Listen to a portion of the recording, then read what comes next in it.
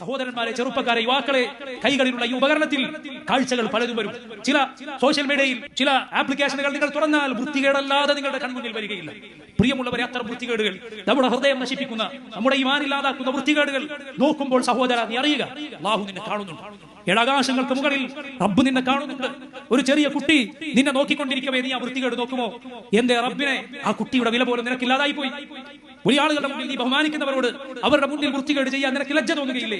എന്റെ റബ്ബിനോട് നിനക്ക് ലജ്ജയില്ലാത്ത നിന്റെ കൂടെയുള്ള കിറാമൻ കാതിബീൻ, മാന്യന്മാരായ എഴുത്തുകാർ എന്ന് അല്ലാഹു വിശേഷിപ്പിച്ച മലായികത്തുണ്ട്. അവരുടെ മുന്നിൽ എപ്പോഴും അവർ നിന്റെ കൂടെ ഉണ്ട്. എന്റെ നിനക്ക് ലജ്ജയില്ലാത്ത നീ ചെയ്യുന്ന തിന്മകൾ കാറ്റിൽ അലിഞ്ഞു പോകുമെന്ന് നീ വിചാരിക്കുന്നുണ്ടോ? അത് മണ്ണിൽ കുഴിച്ചു കൂടപ്പെടുമെന്ന് നീ വിചാരിക്കുന്നുണ്ടോ? ഇല്ല.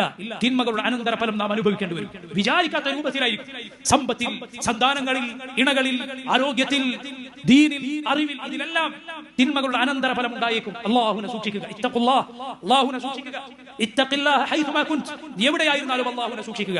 വഅത്ബിഇസ് സയ്യിഅത്തൽ ഹസനത തംഹുഹാ, ഒരു തിന്മ ചെയ്തു പോയാൽ ഉടനെ നന്മ ചെയ്യുക. വഖാലിഖിൻ നാസ ബിഖുലുഖിൻ ഹസൻ, ജനങ്ങളോട് സൽസ്വഭാവത്തിൽ പെരുമാറുക. റസൂലുള്ളാഹി സ്വല്ലല്ലാഹു അലൈഹി വസല്ലം പഠിപ്പിച്ചതാണ്. നമ്മുടെ സഹോദരിമാരെ, പെൺമക്കളെ, പ്രിയമുള്ളവരെ, ഉത്തരവാദിത്തമുള്ളവർ, അവരുടെ കാര്യം ശ്രദ്ധിക്കുക. ചെറിയ കുട്ടികൾ ആരുമായിട്ടൊക്കെയാണ് ബന്ധം സ്ഥാപിക്കുന്നത്? അവരുടെ കയ്യിലുള്ള ഈ ഉപകരണത്തിലൂടെ വൃത്തികെട്ട ആളുകളുമായി അവർക്ക് ബന്ധമുണ്ടോ? ശ്രദ്ധിക്കുക. പ്രിയ സഹോദരിമാർ, ഇസ്ലാമിക വേഷം അവരുടെ ജീവിതത്തിൽ പാലിക്കുക. ഔറത്ത് മറക്കുക. പുരുഷന്മാരോട് പുരുഷന്മാരെ പോലെയല്ല സ്ത്രീകൾ ഇടപെടേണ്ടത്. മറിച്ച് അല്ലാഹു പുരുഷനും സ്ത്രീക്കും, പുരുഷനെ കുറിച്ചും സ്ത്രീയെ കുറിച്ചും ഏറ്റവും നന്നായി അറിയുന്ന റബ്ബ് ഓരോരുത്തർക്കും അവരുടെ നിയമം നിശ്ചയിച്ചിട്ടുണ്ട്. അവരുടെ കാര്യത്തിൽ അല്ലാഹുവിനെ സൂക്ഷിക്കുക. നബി സല്ലല്ലാഹു അലൈഹി വസല്ലം പറഞ്ഞു, രണ്ട് അവയവങ്ങളാണ്, ഉള്ളു പൊള്ളയായ രണ്ട് അവയവങ്ങളാണ് ആളുകളെ ഏറ്റവും അധികം നരകത്തിൽ പ്രവേശിപ്പിക്കുന്നത്. ഒന്ന് നാവും, മറ്റൊന്ന് ലൈംഗിക അവയവുമാണ്.